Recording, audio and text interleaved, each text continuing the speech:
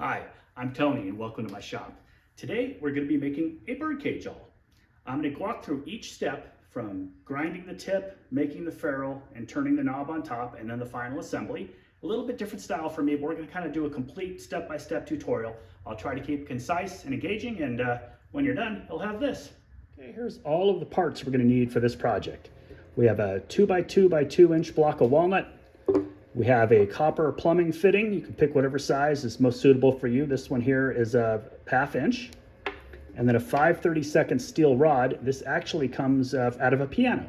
So this was a piano rod, a sound rod in there, or a piano string, I guess you could call it. I got these off of Amazon in a bag of 5 of them, very inexpensively. I think it was under $9. I'll throw a link down there. But I just cut that off with a little chop off saw, and it'll be ready to grind into our final tip. So we're going to get from this to that. Okay, our very first step is to decide if we wanted to do an end grain or a side grain. In this particular instance, this walnut is very pretty on the end grain, so I'm going to use the end grain for mine, but you can choose to use yours with the side grain as well. If you're picking the end grain, you can use a spindle roughing gouge as you're going this direction, or spindle gouges. If you're going to be doing the side grain this direction, you probably want to use a bowl gouge. Just a tip there.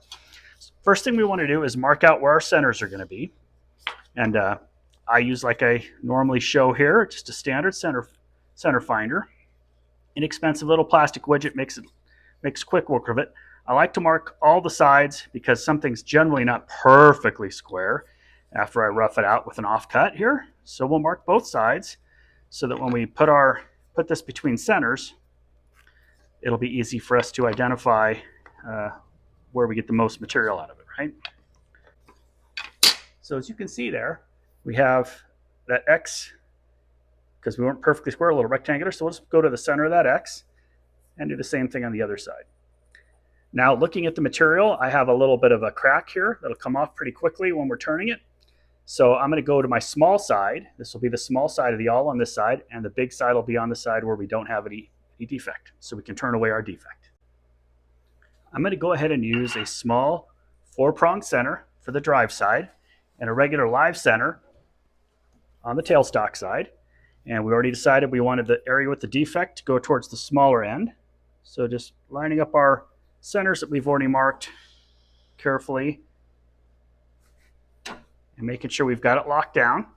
Even though this is a small piece, I still recommend turning with a face shield and all your normal safety gear, starting your lathe at 0, turning it on, slowly speeding up to make sure that you've got a nice spin. Now, since we're working in the spindle orientation, I'll turn my speed all the way up to the highest setting it'll go on my small pulley, which in this case is 1250 RPM.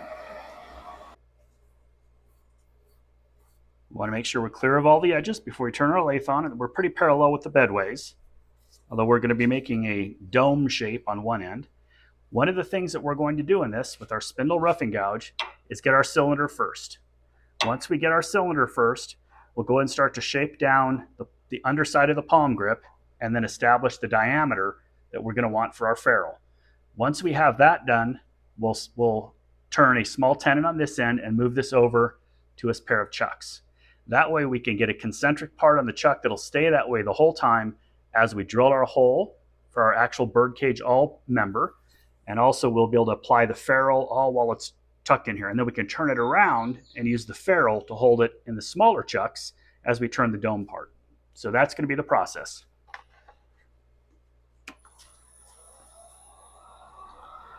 All right, we anchor, find the bevel, lift the handle, and cut.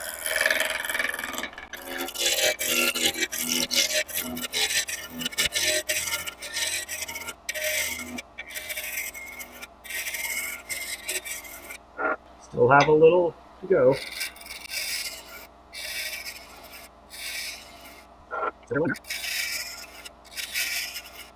Let's go ahead and take a look at what's left here, because I do feel a flat still. Yeah, I've got a little flat up here, you can see from there, and quite a bit on this side, so we got a ways to go. But you can see how that's coming together round. If you're not familiar with using spindle roughing gouge, if this is like your first time at it, what you want to do is you anchor it first, you find that bevel riding on your edges, and then you slowly lift the handle until it starts to cut. And as the diameter gets smaller, you want to keep your tool rest moved in and adjust your height accordingly. You'll find where your comfort zone is for that, but generally you want to be able to ride that bevel comfortably and lift the hand. The other thing is, while your pressure's down on the tool rest, is you're shifting your body weight. Don't try to do this with your shoulders and elbows or you won't get a nice clean cut.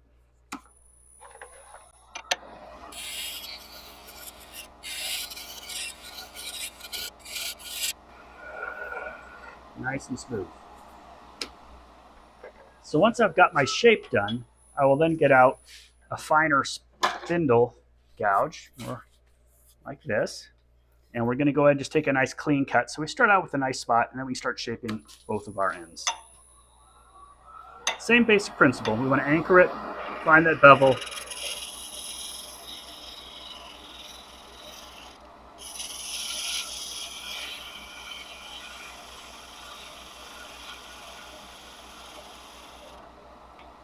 Now you could also do this with a skew if you prefer.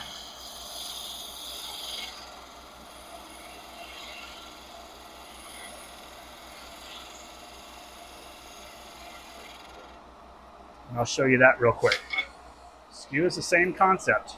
We're going to find an anchor, find where our bevel is, and slowly ride it across. Shifting our body weight, not using our wrists. Okay? So you'll see the difference in the two sides. I left a line in the middle. This is a spindle gouge up here, and that's a skew down here. So we're going to go ahead and flatten off our ends here. Again, you can just anchor it, ride the bevel, find where it starts to cut, slowly lift the handle.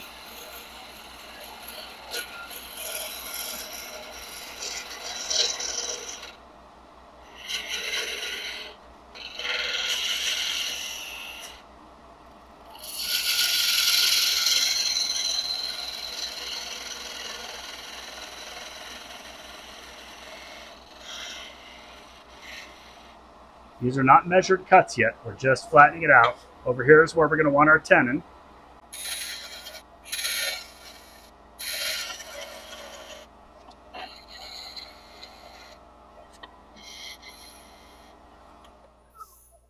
So at this stage, we have where our ferrule is going to be, a tenon on this end, which I'll clean up with real quickly so we don't have the little fuzzies on there, where we'll lock it in when we drill our hole, and where we're going to put our ferrule. I like to leave the mass here before I drill my hole, and then I'll turn that down afterwards so we have everything is concentric. I like to get these between centers and in a chuck so I don't have as much chance of it wiggling free. All right, let me clean up that tenon real quick. For that, I'll just use a little spindle gouge.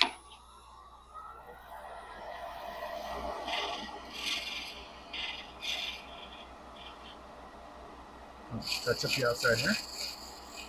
You can see what that is a little dovetail there. That's going to go into our chucks.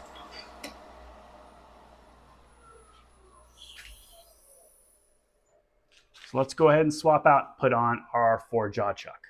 Here I'm using my smaller 3.75-inch chuck, and our standard dovetail for me is 52 millimeters. Is what I do. So let me quickly. So I 3D print these little jigs. I was able to eyeball this one, but it gives you an idea. I can go down and show exactly which each of my tenons will fit on. This is a 50 millimeter minimum, so I always give myself 2, a little bit of play. So as long as I got a nice solid fit in there, I know that I'm going to be good in my jaws with them closed all the way. Now the tenon in this particular project is all waste wood. We're going to be turning that away and actually gripping it from this end when we're ready. But first, we just secure it into our tenon, into our chuck, spin it up, and we know we're good to go. So for this project, we want this hole to be 1 inch deep. So I start my tailstock quill at 1 inch, come up and just kind of touch the surface there. So I know when I get to 1 inch over here that we've got 1 inch depth there, we won't risk going through. I like to turn my speed down just about 350, 400 RPM. That right there is 350 exactly. Lock it down, and then we just push ourselves in.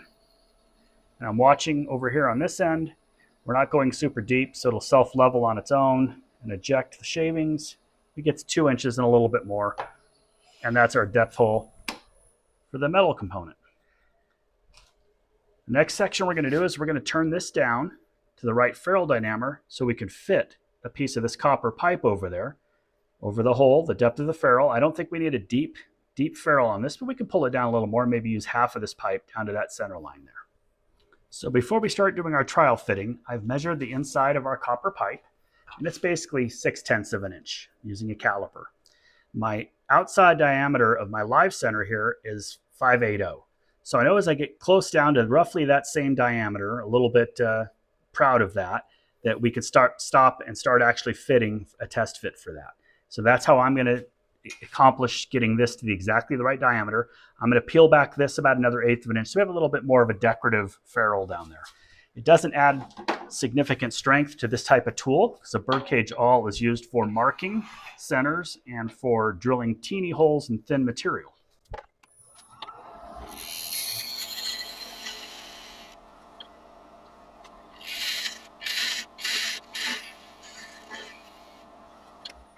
So I know that I'm still quite a bit too large, but I'm going to go ahead and measure what we have right now so we can get a running run at it here, right? We're at 864. So what we want to do is take off 32 thousandths pass into that. That'll take out 64 thousandths all the way around. And I'll start it on the edge over here. So now I can pull the tailstock away. And we can start bringing up our ferrule to see where we fit. You can see we still have a ways to go to get close to that. So I have the outside diameter, inside diameter marked right now.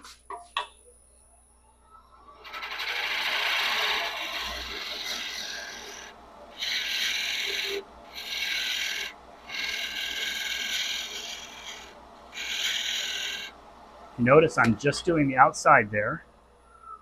We're still going to be, now we're about the same diameter as the outside.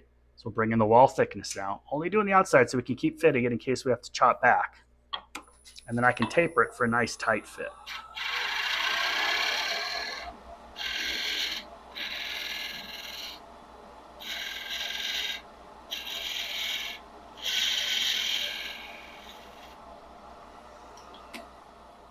So it's going to be a little bit of that trial and error stopping. Let's see, we don't quite fit yet, but we're inside all the lines.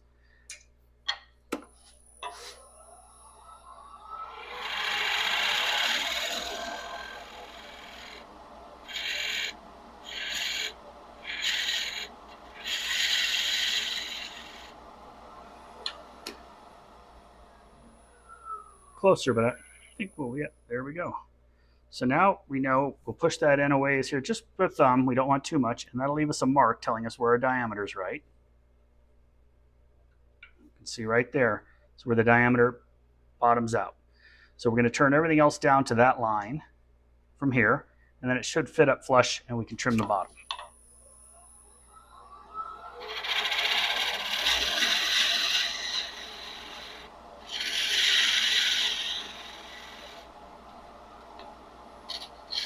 A little taper there because I'm going to force feed it in. I'm going to flatten that bottom off perfectly here if we can.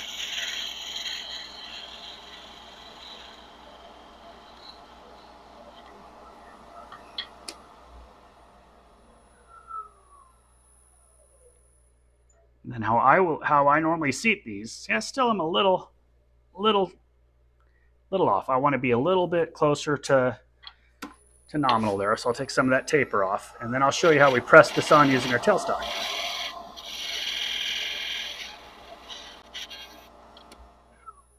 You can fit into there. Now what I'll do is I'll take my tailstock and a little waste block. Every turner probably has a couple little waste blocks sitting around that they can just kind of bring up here. I'm using a piece of pine because I don't want to overdo it. I'd rather split the pine than split my walnut. Lock it down and just slowly crank your tool rest in, and you will force that nice copper spot right into where you want it, nice and flush. All right. So now we have our copper ferrule well seated. The next part we're going to do is we're going to get out a carbide tipped part. Now we're going to turn this back to that center line where we have it there. and polish it up. We want to be careful not to scratch this outside surface. It's easy to polish with a little bit of rouge, or you can use some pitas or any of your polishing waxes. You can also, if you have nice tight carbides, you can put some decorative lines in it. You can put a texture on it. There's a lot of things you can do to embellish the ferrule. But let me go ahead and set up to pull the ferrule off, and I'll show you the tools we're going to use. Okay, I've put a small waste block in between the copper plumbing pipe and my live center, so that as it's spinning, I'll keep some concentricity there, and we'll be able to come at it. And then I have in my hand here a small pointed carbide tool. So this is solid carbide, very inexpensive Amazon tool, and I'll take very slow passes into it, just like I was machining metal on a metal lathe.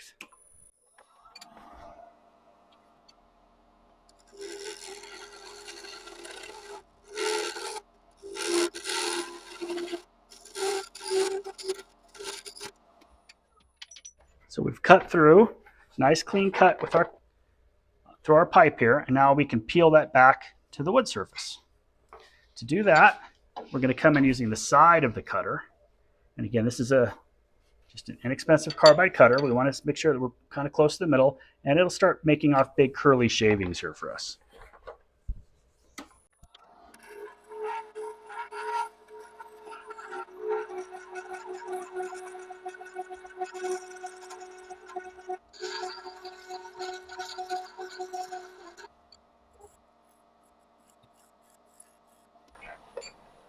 As you can see there, I just put a nice decorative taper on the end of that, and now it's nice and flat, flush with our wood on the other end. So take your time doing that. It's a critical part of the aesthetic, not a critical part of the function, but you want to take your time and get that looking really nice. Now I'm going to go ahead and take this wood out here and make our hand grip, kind of the part in the handle. Let me grab it for you. So I'm going to go ahead and make this portion here our swoop. And we're going to actually texture this, I think. So to do that, I will use a regular spindle gouge with a nice edge on it. And we'll come straight down into that diameter there.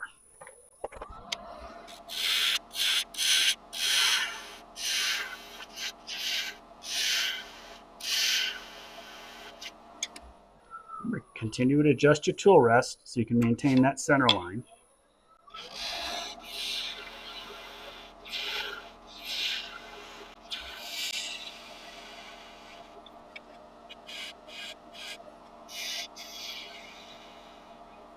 Okay, once we've got a shape here that we're happy with and a decent cut, I'm going to come up here and just round this over a little bit more. We've got a couple lines here, but this down here is what I was working on, and I'm very pleased with that look. Got a little teeny tear out here that we'll clean up. You can clean that up with the carbide point tool.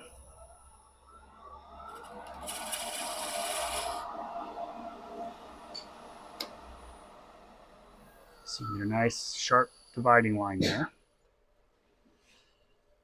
That looks nice. You have to get that up. There we go. Just a loose fiber in there.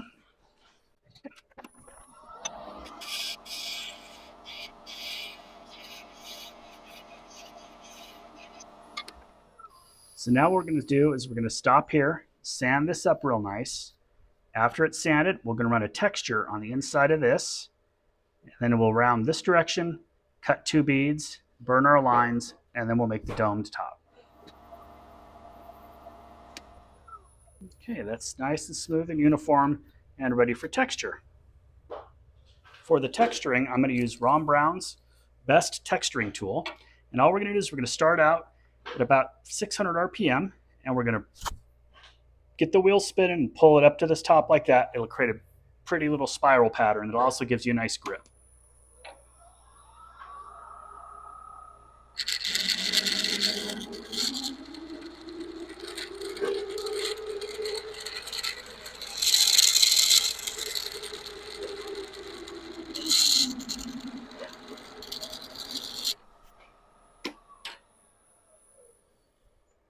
There we got our spiral.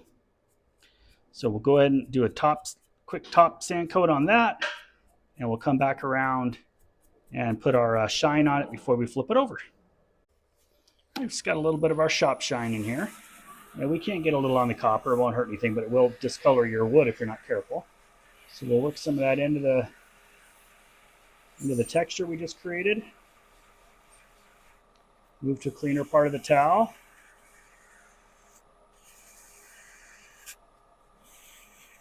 So I only sanded this down here to 320 because I wanted to have a texture, but also wanted to have some pretty shine on there.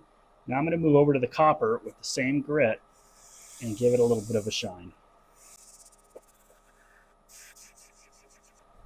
We'll get a clean towel. See the copper rouge kind of color that comes onto there. So I wait to get oil in the wood first before we did that.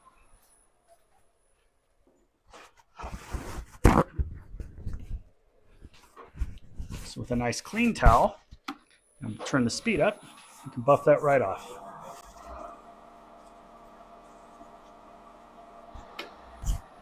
And that's how we do the bottom part. Now to press in the awl portion here, I put a slight taper on the end, if you can see there. Just a little taper on the grinder, just to make it easier to enter and to take care of the burr from when I cut it off with the cutoff saw. Now, so we just put that in our hole to start.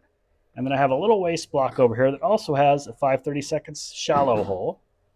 We lock our tailstock down and we just slowly crank it into spot.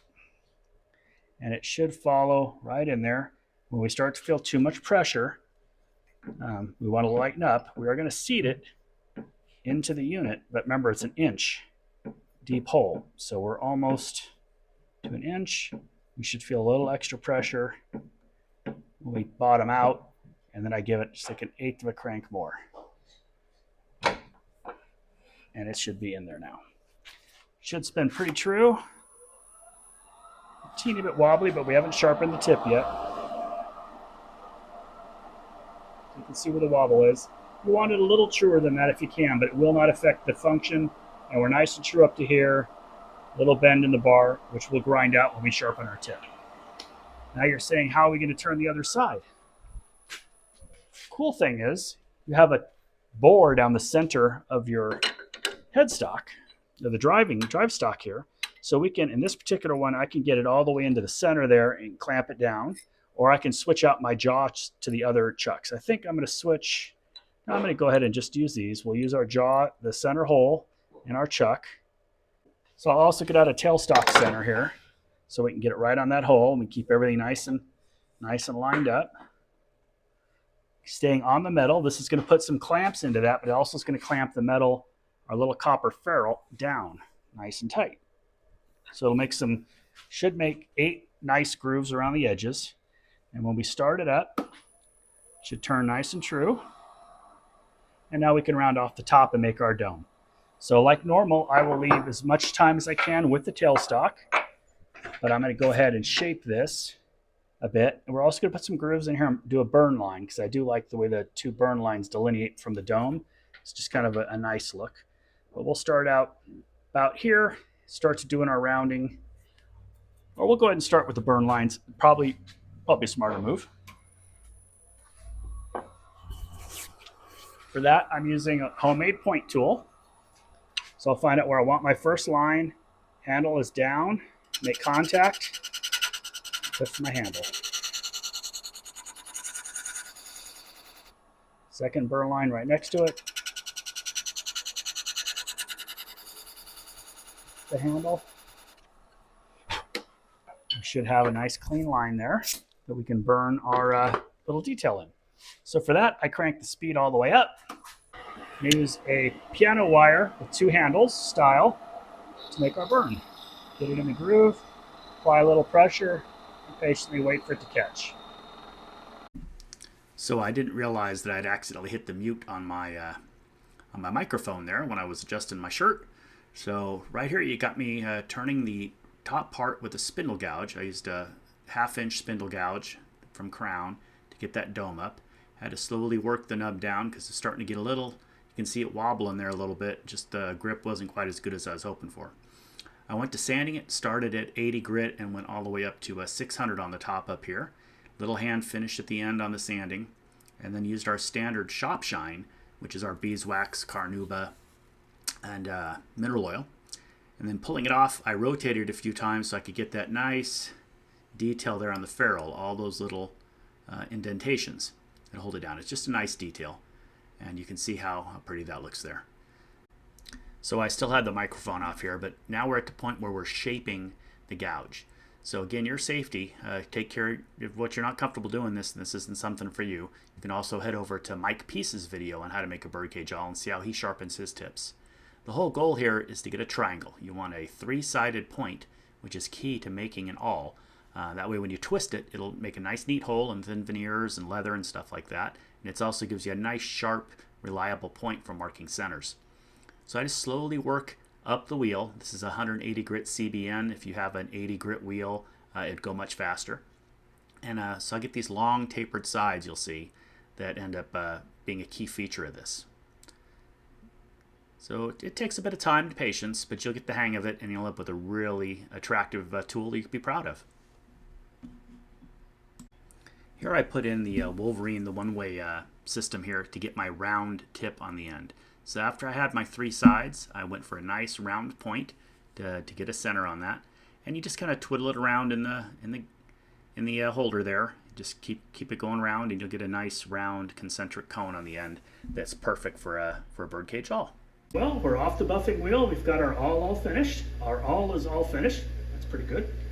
Little pointy sucker. We've got our birdcage feature on the end here, which is these flats that make a triangle. So you put it into something and twist, you make a nice little hole through it, like leather or small thin wood and veneers. Nice point. Most of the time I'll just use these for marking center for my lathe turnings where I want to get it exact, or for center on before I take something to a drill press or something. But it's got a nice knob on top and a texture. Our little copper ferrule from a plumbing fitting there turned out very nice. Fits in the palm of your hand good. You can really feel control with it. Hope you give this project a shot. It's not as hard as it looks. It's a pretty simple one, a lot of fun. Mixes three different things, wood turning, the drilling, centering, and then the kind of machining, milling on your own lathe with some carbides, and then your actual finishing of the wood part, or the metal tip here. So anyway, hope you had a good time. Hope you try it. Love to hear if you did. Maybe you can tag me or send me a picture or something if you made one yourselves. And until next time, get out there and turn something.